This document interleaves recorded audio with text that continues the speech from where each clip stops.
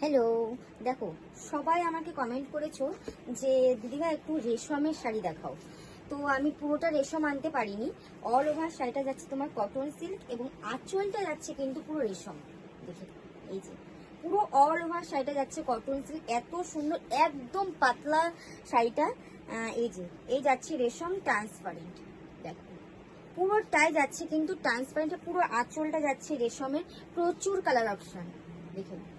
অনেকেই আমাকে বলেছো দিদিভাই রেশম দেখাও, পুরোটা আমি রেশম দেখাতে পারছি না। এটা যাচ্ছে পুরো কটন সিল্কের মধ্যে, দেখো পুরো কটন সিল্কের মধ্যে আঁচল যাচ্ছে কিন্তু পুরো রেশমের। ওকে, দেখে নাও।